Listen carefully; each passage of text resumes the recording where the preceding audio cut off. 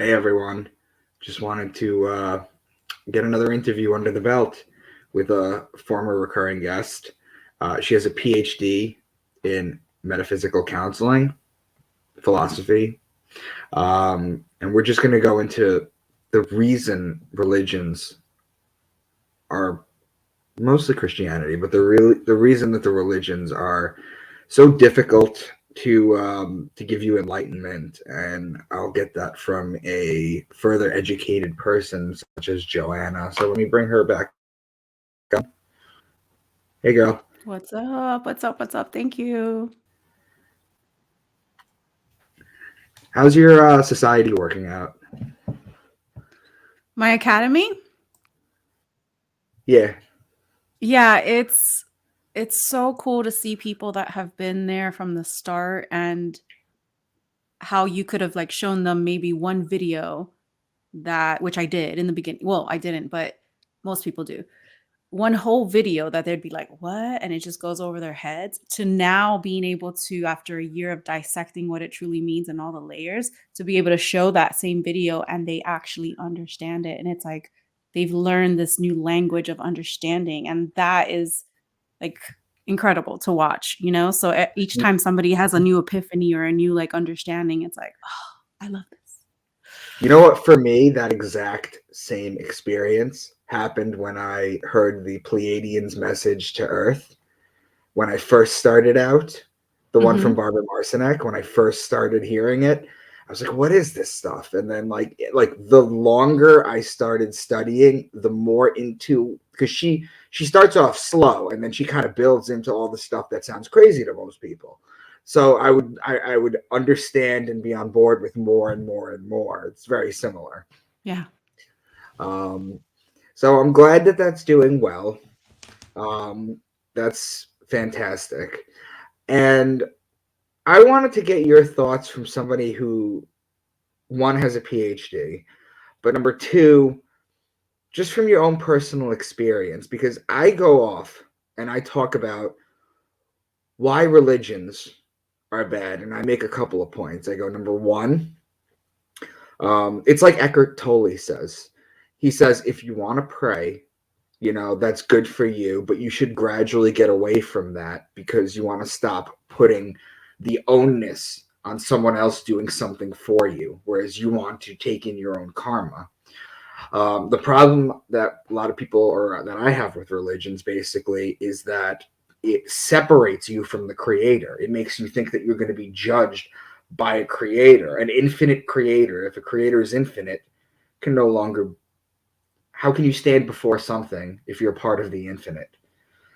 So I wanted to get your thoughts basically on how you view religion. All right. Well, and then of course examples of what I've seen. For example, the people that have been in the academy and where they started because they started and still some, with religion. And I understood right away because of my experience, which I'll go back to, is that I can't just verbally vomit it all because they'll reject it, they won't understand it. So Mm-hmm. it's been really interesting to plant certain seeds with certain people, meet them where they are, and then gradually kind of get them to see beyond that veil that they all have. It's the veil, right? Right. So it's hard to kind of go, let me pop your bubble and tell you all the truth because it kind of pushes them the other way, have some type of, shoot the messenger type of deal, right? And you're like, look, I'm just trying to help you get out of this cage. Right. Um, but they don't see it that way. So I've learned to kind of, don't throw the pearls to the swine type deal. Mm-hmm. Um, Do you and just think kind that's of, why all the ancient holy books spoke metaphorically? yeah, And pretty much. just because you don't want to throw the pearls to the swine, but the problem is that a large swath of the people never graduate past the literal understanding and get into the metaphysics. Right. But there's levels to this, right? Like there's always going to be the few that are going to teach the other wave and the next wave and the next wave, and then it grows and grows just like the cycles, right? So I don't know, from my upbringing, Catholic, I never understood the Bible. I never understood this organized way of doing whatever they say they do. Stand up, sit down, do this, do that. And I'm just like, no, why? I always wanted to understand the reasons behind all these things that they did. And I was also brought up where I was learning about the stars astrologically, right? And you put all this together with things clicking in my head that there was it was the same thing, but nobody else could see it, right? Because everybody's been put into a box. So I look at religion as just one of those boxes, right? That we all have to eventually peel the layers to understand that we're all connected. It's all one. Everything is one. But the more fragmented and the more lessons that we need to learn, the more enclosed we are, right? So it's like Hebrews 6:1 says, move on to perfection. Leave all of these routines and the all of that, all the stuff that they actually do. It says, leave it behind, move on to perfection. That's where you go. Religion is basically like a baby step, like elementary school, Right. basically. Everybody still has to go through elementary, middle, whatever, and then graduate, right? And Right. become a master of whatever and get your degrees of whatever, right? So I think it's a step. I also think that those uh, higher powers want to keep people in a hamster wheel and in that bubble and in that, section, and then say, don't look at astrology, it's bad, right? Don't look at this, it's bad. Don't look at all these other boxes, all these circles that really all come back to just one, which is spirituality. So spirituality to me is like breaking free from those boxes, from those systems, which you can name them all. They're all just there to program you and condition you, but they're also lessons, right? So I feel like everybody's going to be planted, and then it's like if you don't get enough darkness in your life, go through enough pain, you're not going to want to see the light. So it's like everyone has their own time period to bloom, right? And if we like peel the layers for them too fast, Right. it's not coming from a place within. So I don't know, I've realized that like planting little seeds, saying one little thing that they're like, wait, what does that mean, gets their attention more than when I used to verbal vomit. Because I feel like we all just get so excited about understanding this truth. But then if you turn around and tell a newbie, they're going to be like, what? I don't get it. And then it's Mhm. like pointless. It's like, I don't know. Right. I just wasted something. So So it's a stepping stone for me. my awakening. I mean, I'd always been into the occult and the esoteric, but my awakening really happened with the astrotheology. And that actually happened at my Saturn return, which is a very common story. I'll ask you about yours soon if you had one. But I mean, I know you've had one, but I meant like if you actually had an awakening. But like someone like Jordan Peterson will say that the pathway through hell, no, the pathway to enlightenment is necessitated through a pathway through hell. That's why there's not so many enlightened people. And I think what happens is when you start to teach these people, or you start to teach new people what you already know, and you can put it, if you're self-aware, you can, like Einstein said, if you can't explain a complicated topic to a child, you don't fully understand it. And you plant these seeds, and sometimes they go through hell when they uncondition themselves. But do you think that's a necessary step? Can we be in a society, Joanna, where me and you teach our stuff freely? We write children's books like I have, where you bring them up with these metaphysics and this beautiful science that it was supposed to be, so they don't have to go through a Saturn return of hell or something like that.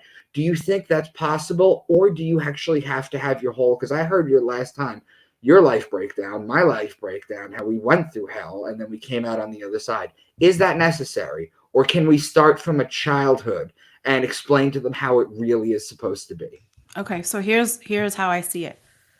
It's a staircase, right? That Right. we can look and see how far we've gone, just like our DNA, right? Right. And it's a cycle, right? That we go through all the time, fractalized, right? We always have to go through a winter or a crucifixion or crossing over of some type of transition. The problem is most people stay stuck in the past of not being able to heal from their winters, from their cycles of Mhm. whatever, Right. hit them really extremely and they weren't able to process it. So then there's never this rebirth. There's never this like going up to the next staircase to go up. They stay stuck in that same loop, repeating everything over and over, the same patterns. So I feel like people just need to face that in order to rise to the next thing and then move Right. on. But as a cycle, as a fractal, there's always going to be that. I think it Right. just gets better. So if we teach the kids at a younger age, obviously in the cycle, we're going to end up in the golden age where everybody knows what's up. And we're doing our part now. So I feel like as long as everybody follows what they're meant to do or what they're passionate about, we're all doing our part. And eventually, our kids will do their part and Right. it's the natural flow of things. So it's like just follow your heart.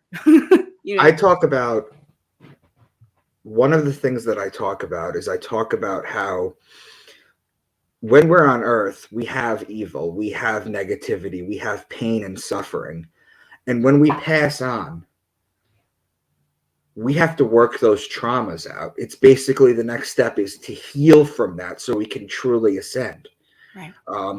It's actually this is why people like Mother Teresa say God being quiet or just pain and suffering is actually a blessing because it helps evolve us as people. The most interesting people are the ones who have gone through the craziest things. In fact, I talk about one of the first things that happens when you pass on. One of the first tests, if not the first test that they give you, is that they see if you're going to show up at your own funeral to see who's going to be there. And the reason that that happens, and this has been talked about by channelers, this has been talked about by many people. The reason that they do that is because they want to see if you're still attached to the world, because if that's the case, then you have a different path that you have to go down. Whereas somebody who is well adjusted or wakes up and is in a better alignment will not go to their funeral or will not look in to see who showed up and who's crying the hardest and this and that. And then you can evolve and move past it better. Um, what are your thoughts? I mean, for sure, we still have that same, the same type of levels, that we still have to go through even after death, right? So it's just a matter of being aware and being conscious because there's so many levels to consciousness. And so the Mhm. more conscious you are, the less attached you are. Therefore, like you said, you have to go a different path because now you're just I'm over here in the penthouse, let me experience penthouse type shit, right? Yeah. Um, so yeah, the attachment really keeps that's the whole ghost thing, keeps Yes. souls trapped in It's exactly what it that is. plane where they're attached still because they still want to be part of this earthly plane. So I don't know, Right. it's there's levels to this. There is. At what part in your life did you discover that God is infinite and we all must be a part of it? Because my biggest problem with religion is that they tell you that you're not a part of God, that you're made in his image, which everybody knows it's a duality anywhere, Right. but you're made in his image. And um, yeah, so basically, at what point did you realize that you were a part of God, you were infinite, and that you have nothing to fear, death doesn't matter? What was your whole story with discovery on that? I just really I try to go back to when I was young and just to me it felt like this I didn't belong here. Like everybody felt different or thought differently about God. And I grew up as an only child. I talked with me, myself, and I guess God, because I would just always have this communication. So I never understood why people had to go to this place to talk to God through a messenger or a Right. third party.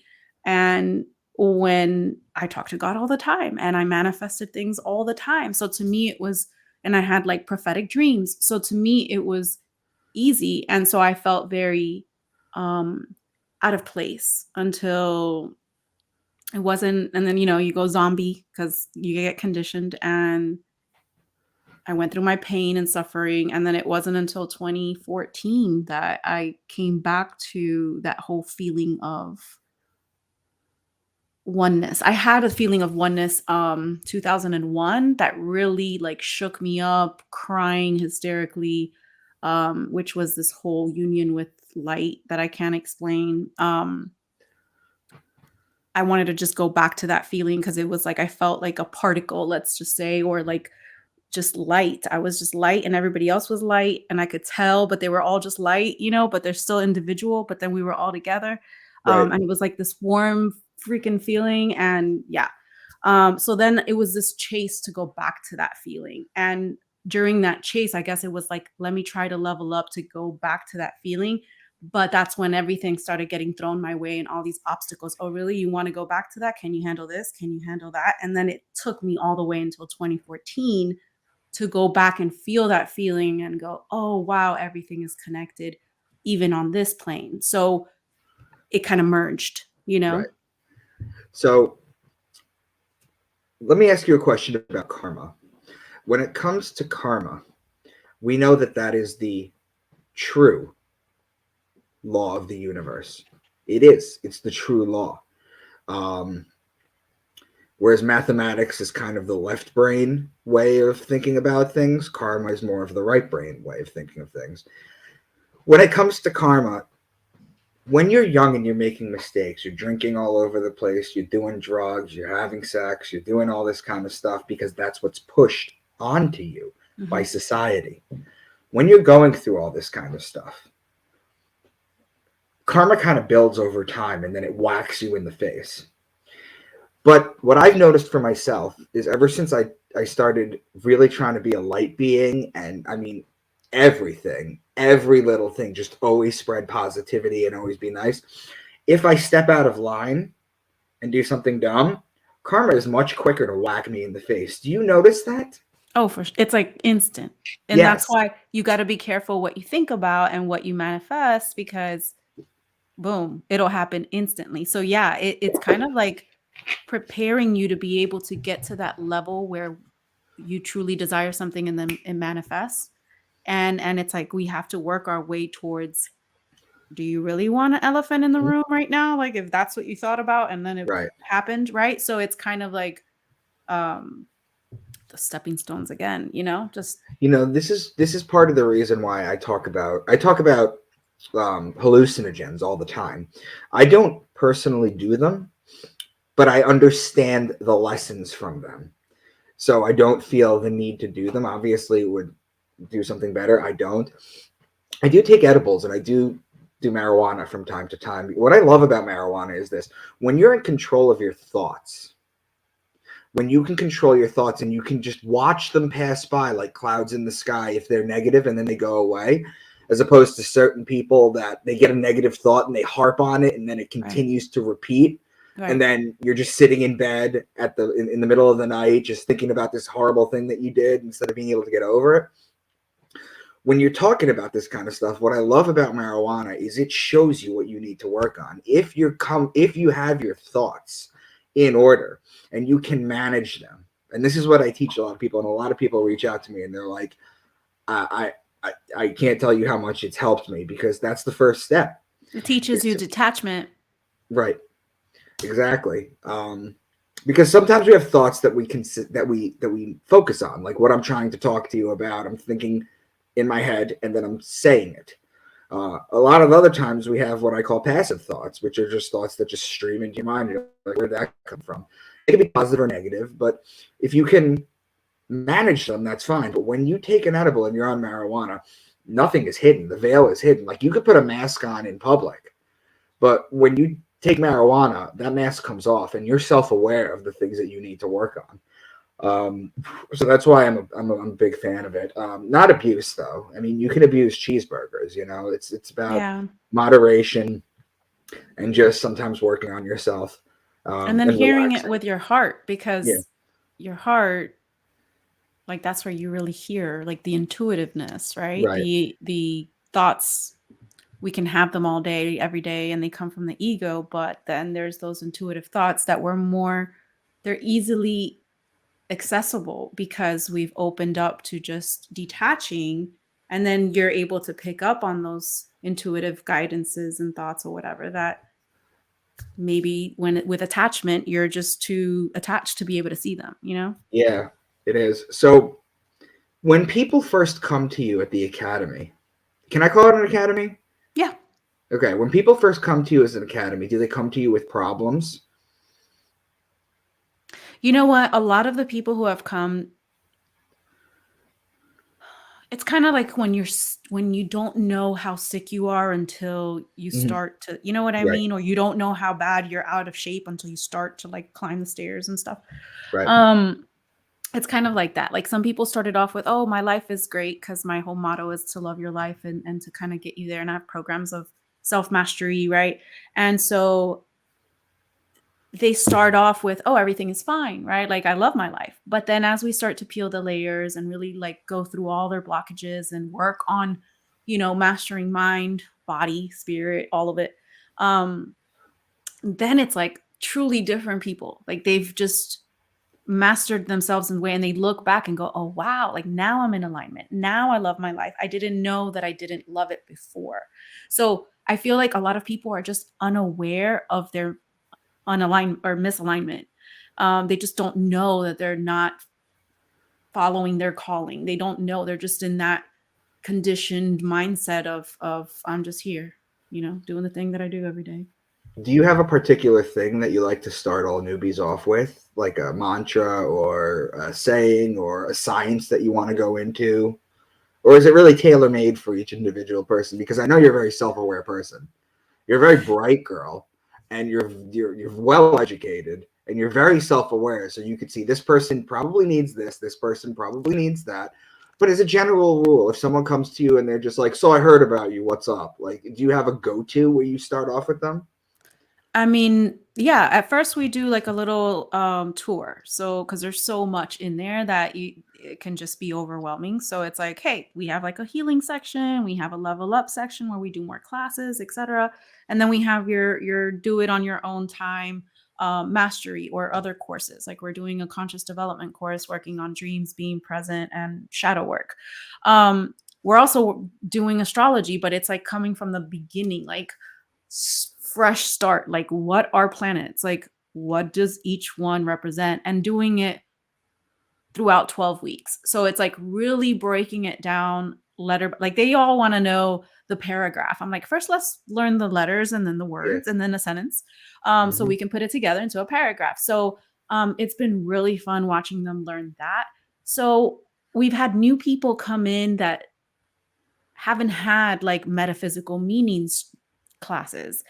Others have, and they've spent like 40 weeks learning things about the Bible in a metaphysical way, right? We also had in Wellness Wednesdays on this whole entire thing about the cell salts, right? And so you kind of had to know astrology, but you kind of Yeah. didn't. So I feel like they keep just learning things, and like Right. they heard your astrotheology thing that we did, and to them, their mind is blown, but they still are learning the basics of astrology. So imagine when they go back to it Yes. after learning that, then it's going to be like, Yes. oh, I really get it. So When I you feel like it's just all coming together, and I put people wherever they need to go, And when it comes to the cell salts, Santos talks about it basically with bioplasma, and depending on where your sun sign is, there's 12 salts, 12 cell salts, people. There's 12 cell salts in your body. Depending on what sign you're under, you are deficient in three of them. And that's why you take something like bioplasma, which is just minerals, honestly. You can't even Yeah. OD on it. You really can't. You could just take the whole bottle. But you take 3 cell salts a day, and what it does is and the cell salts affect different parts of your body, which you can also look at the zodiac wheel. The head starts in Aries, the feet ends in Pisces. Picture a body wrapped around the zodiac wheel. Based on where the zodiac sign is on the body, based on the parameters I gave you, that is where you're strong in or you're weak in. I'm a Libra, so I have very strong kidneys because that's where the kidneys are located, for example. I'm not sure where you are, Joe. So I'm a Leo, and so that affects my back. And so a lot of Leos need magnesium because of, pain in the back. And I was like, oh, that makes so much sense. So I actually take the one that has all 12 just because I rather have There's all nothing wrong 12. with it. They're just minerals. All 12 rather, if I'm deficient in one of them, I'm just go ahead, give me some more. So Hmm. I take the one that has all 12. But yeah, we had a whole episode, each covering each one and how that works. So Do you have the Self Salts book, the famous one? yeah. Okay. Do you The remember what it's Metaphysical called? It face of just it. slipped my mind. It is It's like the Zodiac and the Sacred Salts or something like yeah, let that. me grab it. All right.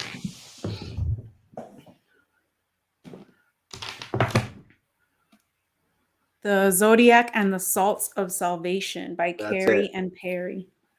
Guys, get this book. Get this book because a lot of you have issues in your body that you Yeah. don't realize are all connected. Now it's interesting too because people are sitting there going, how do planets affect you? How does, how do these signs affect you? How does these asteroids affect, how does everything, they're so far away and they're not, you don't understand, guys. Space and time is an illusion. We're in a hologram. Okay? Everything affects everything. You can see that with It's a things like fractal. we're fractals. Yeah, you know what a fractal is, guys? Have you ever seen an image where you keep zooming in and it's the same image over and over and over and over again? Yeah, that's a fractal. That's the Um, staircase. yeah, yes, the winding stair, like Da Vinci's winding staircase. Absolutely. Um, that's basically what it is. So, guys, get that book because you'll find that you might have some issues in your body that are very easily fixable. Um, and modern medicine won't talk about it. This has been out for a while, for a long time. That's what I love is the connection between the stars, our body, and then metaphysically, like just, our emotions and our mental and all of that is all connected. And at the end of the day, I just feel, I don't know if it's because that's what I do, but it just comes down to like our enlightenment, our ascension, our own awakening, our own um elevating our consciousness. Like at the end of Right. the day, that's what I want to do. That's what I want to teach people. That's what I want to help them. I mean, obviously, it's your own path. You do it yourself, but I Right. do want to show people where, here's the door, walk through it. So let me give you guys an example, right? Joanna and I are both married. I don't have any kids. She has a son, and I don't know if you have another kid. A daughter, yeah. You have a Son son and and a daughter. daughter. One of the life lessons that you guys have to learn, you have to learn this because when you start waking up to all this kind of stuff, your first instinct is to drag everyone you love with you. And that's not how this works at all. You have to understand that each individual person's spiritual journey is their own.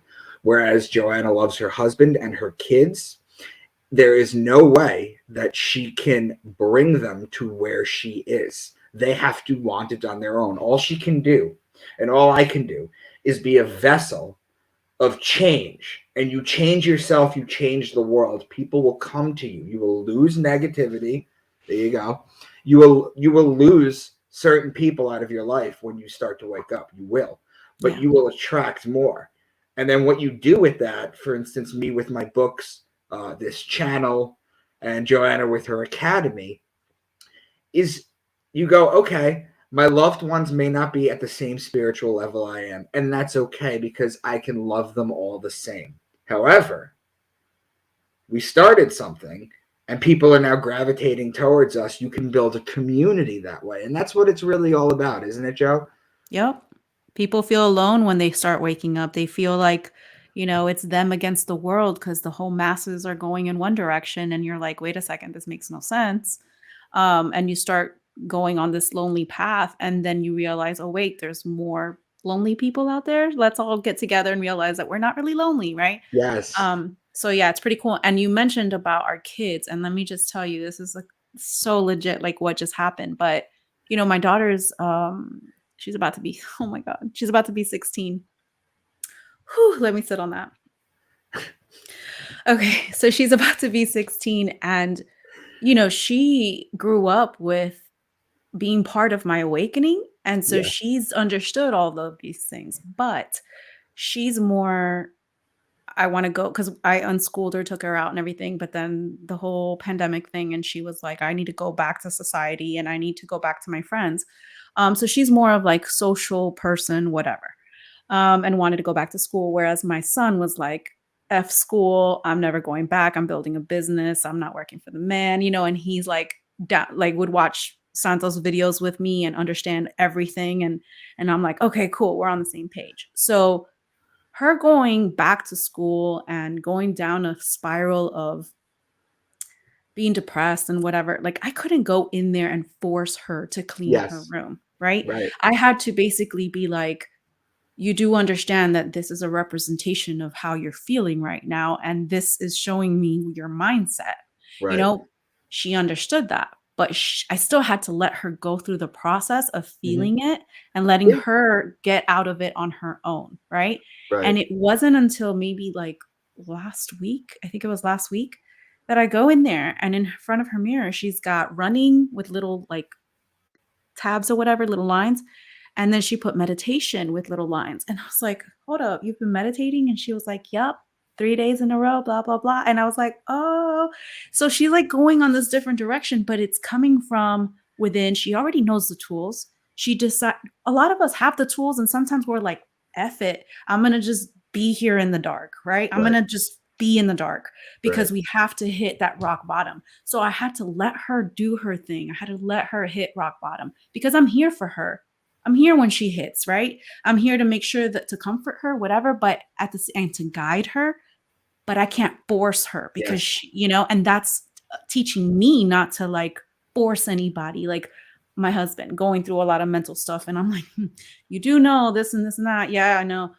Okay, but I have to sit here and let Yeah. him go through it, right? And it's So painful. we It's all have painful to go. I sometimes. know, and I was like, you know what it's like? It's like me watching somebody go on the on a hamster wheel, knowing that, and they're complaining about running on a hamster wheel. It's like, bro, get off. Yeah. I can't. I need to go on the hamster wheel. It's like But then hard to it just watch. it just reflects you.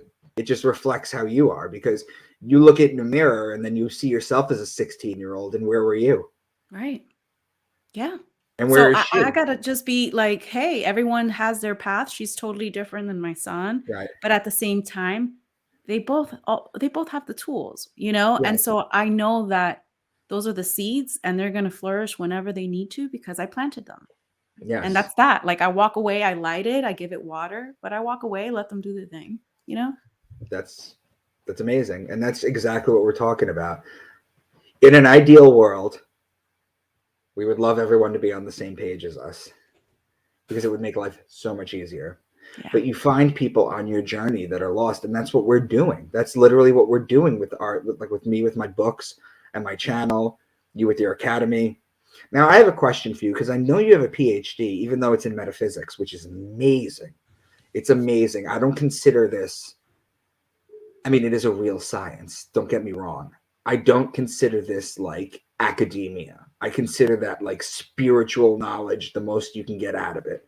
Right. um, I find that the most interesting people I have ever talked to, and the ones that know the most about all these topics, are the ones that are self learned, Mm. self generated. Do you find that to be the same way? Kind of like in Goodwill Hunting, the way Matt Damon, the way he was Mhm. just brilliant, and he did Yeah. it on his own way, but he was a Yeah. janitor and he didn't. Do you find that to be the case too? Yeah, I feel like, I mean, we all have our certain combination of identity, right? But we're still just coming from the same place. Um, and it's like the more I had to go through a lot of changes in my life and a lot of turning my life upside down and inside out and back again and upside down and inside out like many times just to get into alignment to finish my bachelor's because I was getting um my metaphysical minister thing. I was getting a minister, my bachelor's, and I had like switched back and forth in like 2 years. My life was totally different. So I feel like if you're going to be on this path, you have to walk the walk.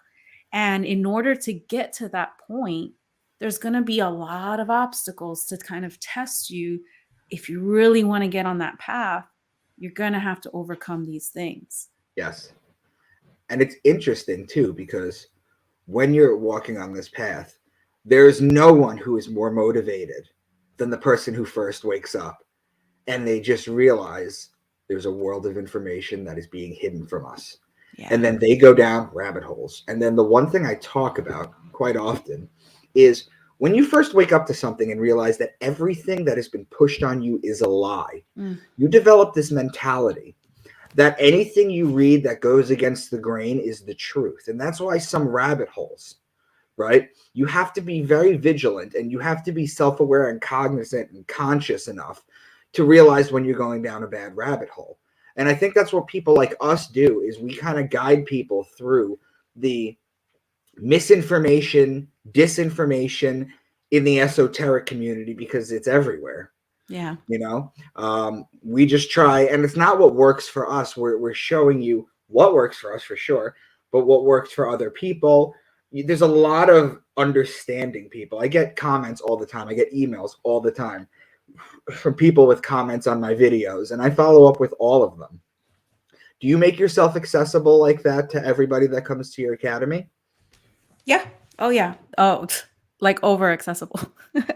Like we have like chat groups and everything, and we talk all the time, and we're just all the time talking about anything and everything that comes up in their daily life that has to do with all of this. So And yeah. what I also tell people, Joe, is the answer to depression and anxiety is creation. Create something, paint, or create a child, or write a book, or give to people, and then start receiving. There's no better feeling. Like you can't have a bad day when you know you're helping people, which is honestly, that's my issue. And I've talked about this before with Satanism and Luciferianism. It has nothing to do with what the Bible says they are, even though I go over that they're not even real. My problem with Satanism and Luciferianism is in Anton LaVey's Tenements in the Church of Satan handbook. And the same with Luciferians too, is they're devoted to the self. They not God, not Satan. The only one that believes in Satan are Christians. Right. That's it. They're devoted completely to themselves, whereas I think that people should live for others, do for others. That's the way to fight the void that you have in your stomach. That you don't. Jupiter versus Saturn. Yeah, exactly. That's why so many people go through these issues, is because they're caught in drugs or alcohol or food or porn or meaningless sex, and they don't realize the damage they're doing to themselves. And these are all fillers. These are all looking to fill what your soul already know. You need to work on yourself, and the idea is that every single day you should be putting work into bettering yourself, even if it's a step, even if it's a little bit better. That's fine. We're constantly learning, Oh, you yeah. and I. The learning never ends. And that's the other thing too, is that when I come across people who think they know everything and they're shut off like that, I don't even bother talking to them. I don't even bother addressing them. I get some negative comments from time to time on my channel, and I leave them there, because if they're negative, I don't delete them. I delete them if they're like ad hominem attacks, or they're just very lowbrow. But if they just disagree with me, I'm like, all right. And then I give you a platform. I'm like, come on the channel. Let's talk about it. So far, nobody's done that. But I do offer that. And it's just all about raising awareness. And if you were to, where do you think you would like to see your academy go in the next year or two? I mean, obviously growth, but it's quality versus quantity. So Yes. just the right people to gravitate towards it, because we really have stuff from baby, like awakening for the first time, or like starting with affirmations or journal prompts, or like things like that, to really high esoteric, metaphysical, you know, hermetic principles, like all the stuff that's like beyond that. So I feel like there's room for everything and everyone. It's just the right people, the ones that are like hungry, that are like really thirsty for knowledge. Like the people that I have in there now are like taking notes, going over, watching replays, like really learning it at the like the bottom of it. Um so just I mean growth in the right direction. Do you know if any of the people that come to your classes have hung out outside, or did any start dating? Do you know of any instances of that? What do you mean? Like they come to your class, right? Um, they just realize that they're all on the same path, so they develop friendships over it. Is that the kind of thing that happens, or is it more people are just focused on themselves? No, it's like it's a community. So I mean, we've just grown together. You know, some people do things on their own, watch things on their own, and that's fine, but we have times when we have like a whole community chat where people just come and talk and whatever. So I think it's for whoever and however it is that they want to do it, but we've grown more into a community, into like a soul family type deal, you know? That's Um great. yeah, so I really enjoy that aspect of it. I mean, I enjoy all of the stuff that I do, which is really just teaching all of this. I like teaching all the different layers and how it all connects. Because it's so important just to be able to remove the barriers. You know, there's just so many of them. It's like you take it apart. It's like, look, I'm the same. What's up? Well, Because at the end of the day, we're all the same. It's just we've been indoctrinated, all of us. So it's kind of yes, like, let me help you get. Some people don't want to get unindoctrinated. My dad hasn't spoken to me in like 2 years or so, whatever, just because you know, we don't have the same beliefs, and that's fine. Like I'm still going to stand for truth regardless of what anybody else thinks. So that happens, you know, you lose family and friends and yep, whatnot, but you gain them in other ways. You know, I've that's gained exactly an what happened to me entire whole too. soul family. So Yeah. It's very wholesome when people look for you for information. At the same time, I always tell people I'm just some guy that figured some stuff out. You know, yeah, there's no way that you can't get to my level of understanding the synchronicities of things. There's no way that you can't get to that. Um, so it's just it's I feel it like we're just mirrors. Like we are yeah, all mirrors. Like if we're just too focused on how others should grow, then we're not really seeing the mirror of how, hey, we still have more right, growth to do ourselves. right, But at the end of the day, it's like we're just helping each other because we're all just a mirror of each other. right. Um, yeah. So, what do you think about the golden age in Aquarius? How do you think that's going to pan out? I know we're very early into Aquarius, so it's all speculation, but we are in the golden age, and it's been written about. We know this, that the age of Pisces was the religious era. That's why everything was shut down. We're evolving past it. You're already seeing a lot of people turn away from religion and go into spirituality. How do you think this is going to play out? Like a domino effect, pretty much. You know, when you start off small and it gets bigger and bigger, and you just the little tap is all it takes, and then it just destroys what used to be. At the same time, everything repeats. So it's just in a different way. But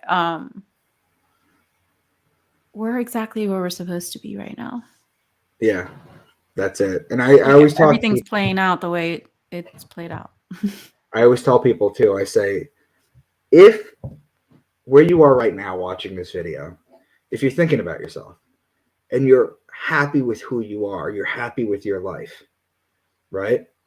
Then everything that has led up to that moment matters an awful lot because it's made you who you were. You keep Mhm. taking the paths, the fork in the road. You make certain decisions that led to right now. And right now, you love yourself. Right now, you're happy. Right now, you're doing what you want. That is attainable for everyone. This is not salvation. This is literally just talking about being the best that you can be and always working on yourself. And if you love yourself, than accepting your past. Once you really start doing that, it's all for the best. And what I tell people is if you're not happy with certain things, you can manifest. You could probably speak on that better, on the law of attraction and how to properly manifest things. If you wanted to go into that a little bit. I've been doing that my entire life. My first book actually was Spring Manifestation and how I was going to manifest things, right? And then it's so funny because I'm skipping over. I'm writing my third book right now, Mindfall, and I Is think this the that fall? Is this the fall one? yeah, Summer Love came out last summer and Mindfall comes out this fall, but oh my god, it's only people with brains like ours that know like all this stuff that would understand the books because they have so many layers, and I feel like people haven't caught up yet to understand the many layers. They'll probably just gloss over it and read the top layer, the story, and not really all the different deep meanings that are underneath. So, I don't know why I said that. Manifestation. Okay, Yes. so so it's all a matter of being aware of our emotion because that is the vibration. That is what signal it is that we are basically Emitting. transmitting, yes, in order to receive back. I mean, it's the yin and the yang. It's, electromagnetic. It's basically part of this reality. And so it's like a matter of really adjusting or tuning ourselves, like a radio, right? And adjusting ourselves um to a certain degree. So like let me give you an example. um I don't, as a sovereign being, don't I travel, okay?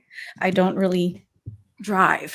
So so I'm always cautious and aware of my surroundings because my tags are just past due, and I'm not even going to say when my license expired. So basically I'm always aware and I'm always asking for guidance. And this is how I know that I can quickly master my emotions and my vibrations in order to shift things. So I'll see a cop, right? And all of a sudden, it doesn't matter what mood I'm in. I change the radio station, I put something on that I really like. I start, singing with it. I start feeling the emotions. I start thinking of happy thoughts and I make it last long enough to where I'm in that vibration that the cop can't see me. You know what I mean? So it's like I've done that so many times to shift things that I've seen an entire like timeline shift of I was headed in this direction and now like this happened and things are manifesting like that, because I shifted my vibration. So it's a Yes. matter of really just checking your emotional scale from 1 to 10, 10 being the highest, and going, where am I on that scale? Right. And just being aware of it, because once you're at a alignment, then anything you think about or feel about, you're going to attract. So there's a lot of people that get stuck in the loop of, well, I don't see the money, so I'm going to work hard at this and be angry that the money's not coming in, instead of looking at, well, if I raise my vibration, money would flow. And so it's really difficult when you see with these eyes and not this one. Yeah.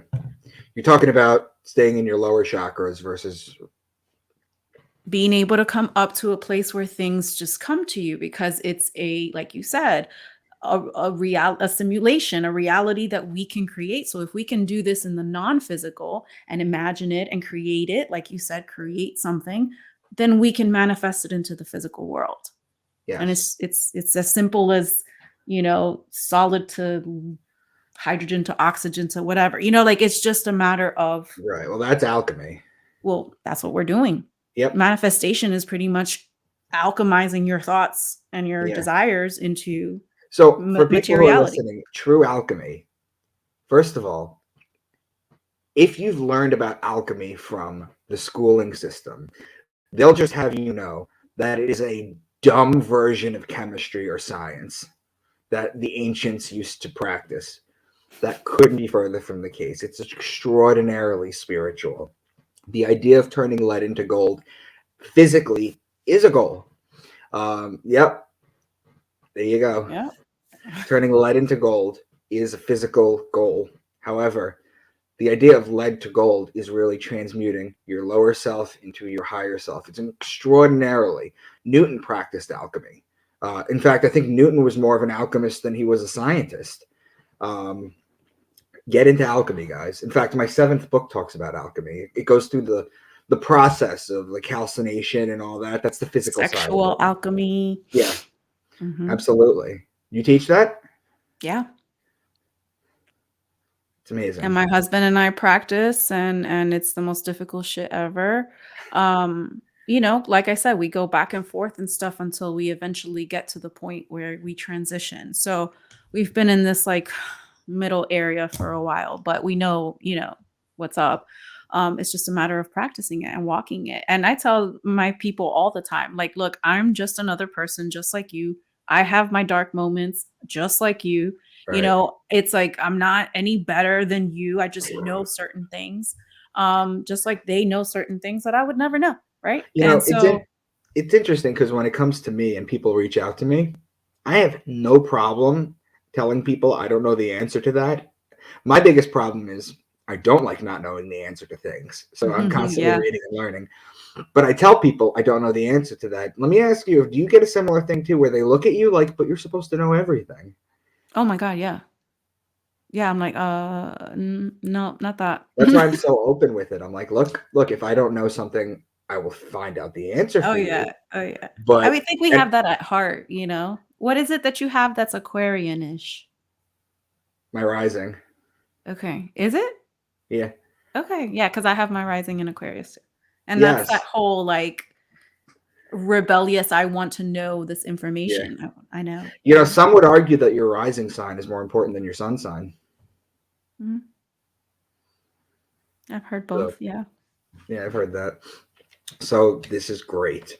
Um, so alchemy. Um, I would love to have you on. If I were to say, let's do biblical passages, Hmm. what science are you most comfortable or most knowledgeable breaking down passages with? Or do you want to do just a bunch of different ones? So, for example, you mean as far as like which layer, like Yeah. what happens physiologically in our body type layer, or the metaphysical aspect of, male, female, mind versus Well, emotion. let's say that my listeners already are familiar with my astrotheology and my astrology breakdown. So let's take that off the table, Right, unless it fits in somewhere. But right. maybe like the alchemical explanation, or the biological explanation, or the for example, those kind of things. So let me give you like a summary and a small example of something, and then you Right. tell me if you mean like that. So, for Yeah. example, we just did, not we just did, but feels like it. We did the breakdown of Moses, and we started off from the beginning, and we stopped at the burning bush. We broke it down into 4 sections. The Mhm. 4 sections showed us the earth plane of where it started as him representing our mind. Okay. Then it went into the wells, the water with the wells and the seven daughters. That was the wells, the waters, that was the water part, right? We went to the air where he was able to marry one of the daughters, and her name represents Zipporah, represents a bird, a female bird. So we went into the air. And then we went into the burning bush, which was the fire, right? And so I was able to show by breaking down all these elements and what they truly mean, um, and how that's just in Moses alone, but that same thing happens in the story of Noah's Ark, the story of, you know, the being stuck in the whale for 3 days, Jesus is everything. It's all the same thing. There's always some type of earth, water, air, fire, earth, water, air, fire, symbolizing Is our. there ether too, or no? They don't really talk about it. You don't see it much. You just see those main ones, Right. but So you have your um, four main elements. That's what she's talking about, guys. right. And And so then you have your ether, which is the ethereal. That's the higher. That's the fifth. right, the fifth element. And so it explains basically how the Bible is showing us the states of frequency, because each one is associated with beta, alpha, theta, delta. So this is The our brainwaves. our brain waves and our own ascension. Our how still can we get our mind, so in order to transcend and be renewed and have a renewal of the mind. And so all of it is like, okay, we start off with the ego, we start off at our lower chakras, we start in Egypt, but then we work our way up. All of these go on a journey, and they're all going on this journey and getting to the higher promised land. And so I go over how that works internally, and how meditation takes us there, and just the whole internal process of the metaphysical story behind the letter. Would you be willing to do that on an hour episode? Yeah, like with my slides and stuff. You could do it with your slides, or you could just talk. I want to present, because I love the slides aspect, just because I show basically an image and maybe like a word or two that they can look at while I talk. Yes. Because it just captures. I'm a visual person, so I feel like if they're just going to listen to me, they're going to tune out. Right. I'm a visual person too. That would be great. I'll be in touch with that. One last thing I wanted to ask you: how many books do you have out so far? Well, the third one will be the third one. So I have 2 out right now. The third one coming out fall equinox. Beautiful, amazing. Can you tell people where to find you? JoannaCrowder.com will take you to my main site. And then if you want to get more into the quantum entanglement, QE Academy, all of that, it's right there. And you can get into that whole website, because it really represents many of us. I represent the crown chakra. We have different people representing different things. So together as one, we shed light to our people. So we all play a part. But yeah, it's all there.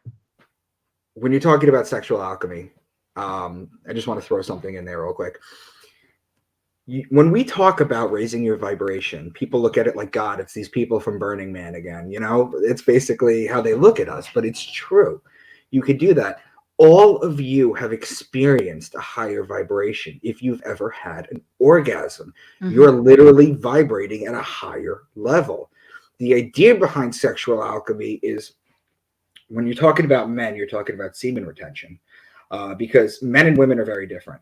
When it comes to a man, when he ejaculates at the end, that's a depletion of zinc, and that's a depletion of his energy. That's why men fall asleep afterwards, or they get tired. Whereas a woman can have multiple orgasms, and then she can go like build a barn afterwards, because they handle things differently. The idea of sexual alchemy is to transmute the orgasm and separate it from the emission, and then just have that orgasmic feeling for like an hour while you have sex. So the best way that I can explain it, or simplify it, would be, we're electric beings, right? And so it's like, I'm a light bulb, my husband's a light bulb, and then together we are lighting up even more.